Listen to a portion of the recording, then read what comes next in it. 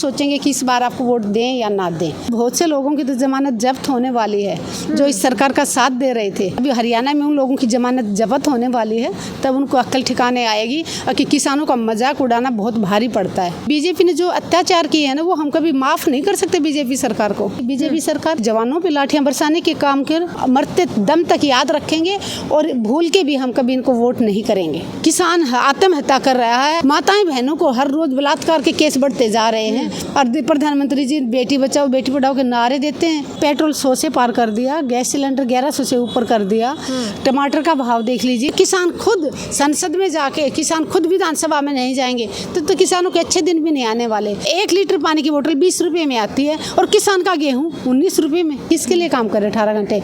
अडानी के लिए, अंबानी के लिए, 2-4 उद्योगपतियों के लिए। नमस्कार, मैं ब्यूटी गिरी और आप देख रहे हैं नेशनल दस्तक। 2024 के चुनाव हुए और उसके जो आंकड़े दिखे उसमें किसानों का बहुत बड़ा योगदान रहा। और जब सत्ता बेलगाम होती है तो किसान, भारत के किसान उसे लगाम कसने की काम करते हैं, और जो कि सीधे सीधे 2024 के चुनाव के आंकड़ों में दिखा है। और आज दिल्ली में किसान मोर्चा की बड़ी बैठक हो रही है और इस बैठक में आने वाले समय में केंद्र सरकार की नकेल कसने के लिए रणनीतियाँ तय की जाएगी। इस वक्त हमारे साथ बातचीत करने के लिए मौजूद है सुदेश गोयत। क्या हो रही है मीटिंग में, क्या कुछ रणनीतियाँ तैयार की जा रही हैं?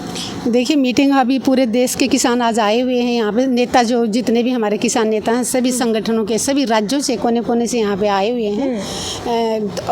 आगे की रणनीति बना रहे हैं कि सरकार से जो जो हमारी मांगे थी वो सरकार ने अभी तक पूरी नहीं की हैं।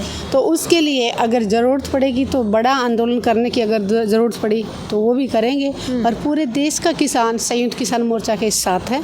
और मैं ये कहूँगी कि किसान आंदोलन जो हुआ था उसने देश के लोगों को जागरूक कर दिया अपने अधिकारों के लिए। अभी जब भी नेता वोट मांगने आते हैं तो सवाल करना शुरू कर दिया, जनता ने पूछना शुरू कर दिया कि 5 साल पहले आप वोट मांग के गए थे, उसके बदले में आपने समाज के कल्याण के लिए क्या क्या काम किए, पहले वो काम गिनाइए और जो जो हमारी मांगे थे वो आपने पूरी की या नहीं की। उसके बाद हम सोचेंगे कि इस बार आपको वोट दें या ना दें। तो एक बहुत अच्छी बात है कि जागरूकता आई है। सरकार ने जो वादा खिलाफियाँ की हैं उसका भी हिसाब किया जाएगा? बिल्कुल हिसाब किया जाएगा, किया भी है। लोकसभा चुनाव में हरियाणा में किया।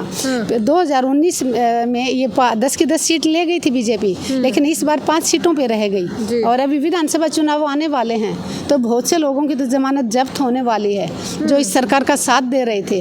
जब कानून बन रहे थे तो बड़े हंस रहे थे, मखौल बना रहे थे, किसानों का मजाक उड़ा रहे थे। वो लोग बोल रहे थे कि कानून बनने के लिए होते, वापस ले लेने के लिए नहीं होते। अभी हरियाणा में उन लोगों की जमानत जब्त होने वाली है, तब उनको अक्ल ठिकाने आएगी कि किसानों का मजाक उड़ाना बहुत भारी पड़ता है। तो इस बार की जो विधानसभा चुनाव है, लोकसभा में तो देखा गया, विधानसभा चुनाव में भी किसान ने कमर कस ली और किसान बनाम भाजपा के इस बार चुनाव होंगे। बिल्कुल, लोकसभा में भी यही हुआ था। लोकसभा में भी यही था कि हमने वोट अच्छे इंसान को देना है, सामने जो खड़ा है, सिर्फ बीजेपी पार्टी से ना हो। क्योंकि बीजेपी ने जो अत्याचार किए हैं ना, वो हम कभी माफ नहीं कर सकते बीजेपी सरकार को। चाहिए आप देखिए 2015 से लेके जवानों पे लाठियां बरसाने के काम कर 3 बार जवानों के ऊपर जंतर मंतर पे लाठियां बरसा चुकी है बीजेपी सरकार। किसानों का आपने देखा होगा, लखीमपुर खीरी में कैसे नेता के बेटे ने गाड़ी से रौंद डाला था किसानों को जी। मणिपुर में बेटियों को नंगा करके घुमाया गया था, जंतर मंतर पे पहलवान बेटियों को घसीटा गया था। वो चीज़ हम भूले नहीं हैं और आखिरी सांस तक भूलेंगे भी नहीं। जो ये अंग्रेजों से भी ज़्यादा जो जिस पार्टी ने जुल्म किया हो उसको हम मरते दम तक याद रखेंगे और भूल के भी हम कभी इनको वोट नहीं करेंगे। उत्तर प्रदेश से एक बड़ी मतलब महंगाई पर एक खबर आई है जहाँ पर कृषि मंत्री कहते हैं कि 100 रुपये में दाल मिल रही है और हंसने लगते हैं। मैं यानी कहने का मतलब कि महंगाई ज़्यादा नहीं है उत्तर प्रदेश में। क्या कहेंगे, महंगाई है कि नहीं? नेताजी के लिए महंगी नहीं होगी। नेताजी को फ्री में फ़ोन मिलता है, फ़ोन की सुविधा मिलती है, बिजली का बिल भरने तक की उनको ज़रूरत नहीं है। तो उनको गाड़ी फ्री में मिलती है, ट्रेन का किराया उनको देना नहीं होता, फ्लाइट से जाते हैं उनको किराया नहीं देना होता, उनको इलाज कराना होता, दूसरे देशों में फ्री में जाके इलाज कराने जाते हैं। तो नेताओं के लिए महंगाई क्या मायने रखती है? महंगाई उससे पूछो जाके जो गरीब आदमी, आप बाजार में किसी भी चौराहे पे जाके देख लीजिए, सुबह सुबह 8 बजे से 10 बजे तक मजदूर इकट्ठा होकर वहाँ बैठते कि हमें रोज मजदूरी मिल जाए। उनको मजदूरी नहीं मिलती और मिलती भी तो 300 रुपये की मिलती है। वो 300 रुपये में जाके वो क्या 200 रुपये 150 रुपये केजी दाल खरीद पाएगा? क्या वो 1100 रुपये का सिलेंडर भरवा पाएगा? बच्चों की किताबें ला पाएगा? महंगाई पूछनी है तो गरीब इंसान से पूछिए, किसानों से पूछिए।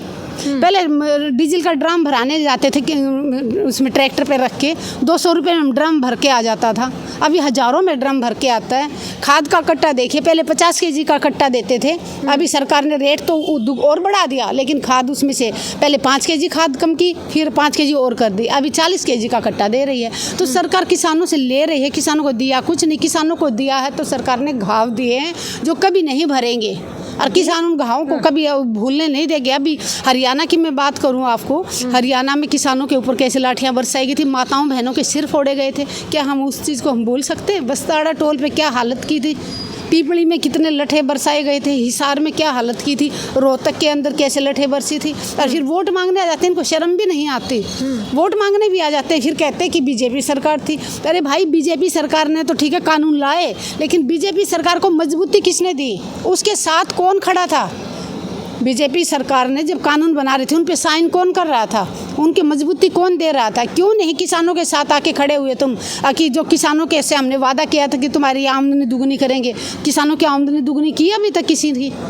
किसान आत्महत्या कर रहा है, आत्महत्या के केस बढ़ते जा रहे हैं, युवा आत्महत्या कर रहे हैं, माताएं बहनों को हर रोज़ बलात्कार के केस बढ़ते जा रहे हैं। माताएं बहनें सेफ हैं देश में, और प्रधानमंत्री जी बेटी बचाओ बेटी पढ़ाओ के नारे देते हैं। मैं ये कहूँगी कि सिर्फ और सिर्फ भाषणों तक ही सीमित रह जाता है, इनका करनी और कथनी में दिन रात का अंतर है।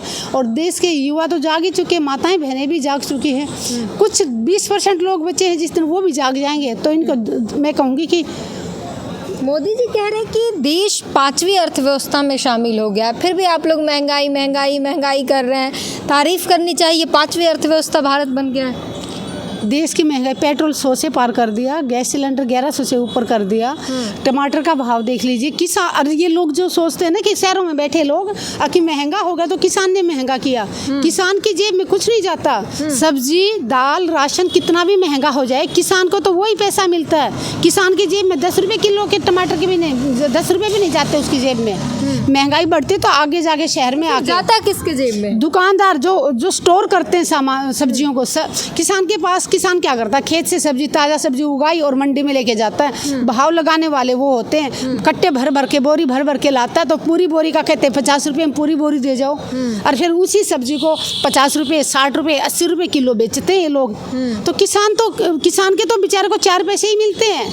किसान, महंगाई से किसान का कोई लेना देना नहीं है। किसान तो बेचारा पहले भी गरीब था, अब भी गरीब है, और जब तक किसान खुद संसद में जाके, किसान खुद विधानसभा में नहीं जाएंगे तब तक किसानों के अच्छे दिन भी नहीं आने वाले।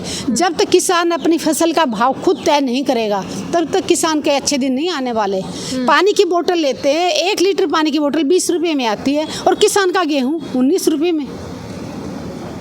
सोने का भाव कितना था और गेहूं का भाव कितना था? सोना सस्ता था गेहूं से, और आज सोने का भाव देख लो 75,000 रुपये तोला हो रहा है, और गेहूं वहीं के वहीं पड़ा है। आटे का रेट बढ़ा रहे हो, अगर वो अडानी के तो उसमें स्टोर रूम में चला गया तो आटा बढ़ जाएगा। इतनी से मक्का का 1 kg का मक्का के रेट बढ़ रहे हैं, लेकिन किसान के खेत में फसल सड़ती रहती है, उसको कोई खरीदने वाला नहीं होता है। तो किसानों को भी जागना होगा, और किसान जब तक खुद, मैं कहूँगी कि नेताओं के पीछे भागना या नेताओं की गुलामी नहीं छोड़ेगा ना किसान, किसी भी पार्टी के हों, जब तक नेताओं की गुलामी नहीं छोड़ के किसान अपने हकों के लिए नहीं उठेगा तब तक किसान का भला नहीं हो सकता। एक आखिरी सवाल है, प्रधानमंत्री जब तीसरी बार बने नरेंद्र मोदी, उन्होंने तीसरे टर्म में पहले दिन किसानों के लिए काम किया, जिसके लिए तमाम सोशल मीडिया से लेकर जो नेशनल मीडिया पर खूब चली कि देखिए पहले दिन किसानों के लिए सोचते हैं नरेंद्र मोदी, किसानों के लिए काम किया है, फंड रेज किया है। आप लोग उन्हें अपना दुश्मन मान के बैठे हैं, किसानों का दुश्मन मान के बैठे हैं। अगर वो हमारे दुश्मन नहीं थे, हमारे हितैषी थे। लखीमपुर खीरी में किसानों को रौंदा गया, प्रधानमंत्री जी एक शब्द बोले, उल्टा लखीमपुर खीरी में जाके प्रधानमंत्री अमित शाह भी बोलते हैं वहाँ पे, और कि जनता को ज़्यादा वोट देना, मैं इनको आपके नेता को बड़ा आदमी बनाऊंगा। जिसने किसानों के ऊपर गाड़ियाँ चढ़ाई, जिसके बेटे ने, उसके बाप के लिए तो बोल रहे कि बड़ा नेता बनाऊंगा। बना लिया बड़ा नेता, किसानों ने बेटा था, बाप को सजा नहीं, किसानों ने दी ना उसको सजा। जिसने गाड़ियां चढ़ाई थी उसके बाप को टिकट तो दे दी। टिकट देना इनके हाथ में है, लेकिन वोट तो किसानों ने देना है ना, वोट तो जनता ने देना है ना। तो बिठा दिया होगा ना घर पे। ये जो बेटियों का शोषण करने वाला है, बृजभूषण को भी तो टिकट दे रहे थे ना, उसके बेटे को भी तो ले गए होंगे अभी उसको विधानसभा उसमें लोकसभा में। नहीं जीता वो, नहीं जीता, जीतने नहीं देंगे किसान। जो बेटियों को रोनता हो, जो किसानों पे गाड़ियां चढ़ाता हो, उसको वोट कोई देगा? अन्नदाता को तुम अपमान कर रहे हो, अन्नदाता को तुम गाड़ियों के नीचे रोंद रहे हो और फिर उम्मीद करते हो कि वो वोट देंगे तुम्हें? बिल्कुल नहीं देंगे। तो प्रधानमंत्री जी से यही कहना चाहूँगी कि मुझे नहीं पता सच्चाई क्या है, कैसे आप कुर्सी पे आए हो, ईमानदारी से आए हो या बेईमानी से आए हो, लेकिन देश की जनता नहीं चाहती थी कि आप तीसरी बार प्रधानमंत्री बने, क्योंकि देश हित में पिछले 10 सालों से जो देश के लोग देख चुके थे कि देश हित में इन्होंने कोई भी काम नहीं किया। अगर एक भी काम किया हो तो बता दे प्रधानमंत्री जी। हाँ, वार मेमोरियल एक बनाया था, उसके लिए हम धन्यवाद करते हैं प्रधानमंत्री जी का जी। कि शहीदों की याद में जो वार मेमोरियल बनाया इंडिया गेट पे, उसके लिए तो मैं धन्यवाद करती हूँ। बाकी मुझे सरकारी स्कूल हैं वो बंद करते जा रहे हो, गरीब का बच्चा कहाँ पढ़ेगा? बहुत बुरे हालात हो रखे हैं देश के। देश में टीवी चैनलों की बात कर रहे हो आप, टीवी चैनलों पे जो दिखाया जा रहा है उसमें 1% भी सच्चाई नहीं है। उसमें सिर्फ वही दिखाया जाता है जो सत्ता में बैठे लोग दिखाना चाहते हैं। खबरें सारी झूठी हैं। आप बता दीजिए, जो सारा देश सड़कों पे बैठा होता है और ये कहते हैं कि सारा देश खुश है, प्रधानमंत्री जी को प्रधानमंत्री देखना चाहते हैं तीसरी बार। कौन देखना चाहता था? किसान सड़कों पे थे, युवा सड़कों पे थे, अग्निपथ योजना को लेके महिलाएं सड़कों पे थी, तो किसने वोट दिया? 2-4 उद्योगपतियों का लिए काम कर रहे हैं। 18 घंटे काम करने की बात करते हैं प्रधानमंत्री जी। किसके लिए काम कर रहे हैं 18 घंटे? अडानी के लिए, अंबानी के लिए, 2-4 उद्योगपतियों के लिए। उनकी आमदनी तो इन्होंने 50 गुना बढ़ा दी और जो गरीब है उसको और ज़्यादा गरीब करते जा रहे हैं। तो प्रधानमंत्री पूरे देश के लिए बने थे, 2-4 नेता, 2-4 लोगों के लिए नहीं बने थे। तो ये सुदेश गोयल थे और आने वाले समय में किसानों की क्या कुछ रणनीति होगी वो प्रेस कॉन्फ्रेंस में तो बताया जाएगा, लेकिन उम्मीद यही है कि अब बैठक हुई है तो कोई बड़ा निर्णय लिया जाएगा और सरकार के साथ जो है अब एक बार फिर आमने सामने होंगे किसान और सरकार। और आने वाले जो लोकसभा चुनाव है 4 राज्यों के, जो कि जैसे कि प्रधानमंत्री कह रहे हैं 4 राज्यों के चुनाव, उसमें भी बहुत अहम भूमिका निभाने के लिए एक रणनीति तैयार की जा रही है। पूरी बातचीत पर अपनी प्रतिक्रिया जरूर दीजिए। नेशनल दस्तक की आपसे गुजारिश है कि अगर इसको बचाना चाहते हैं तो नेशनल दस्तक को सब्सक्राइब करने के लिए रेड कलर के सब्सक्राइब बटन को दबाएं, फिर बेल आइकन की घंटी दबाएं। नेशनल दस्तक को बचाने के लिए बहुत जरूरी है कि हर खबर को शेयर करें, लाइक करें, कमेंट जरूर करें।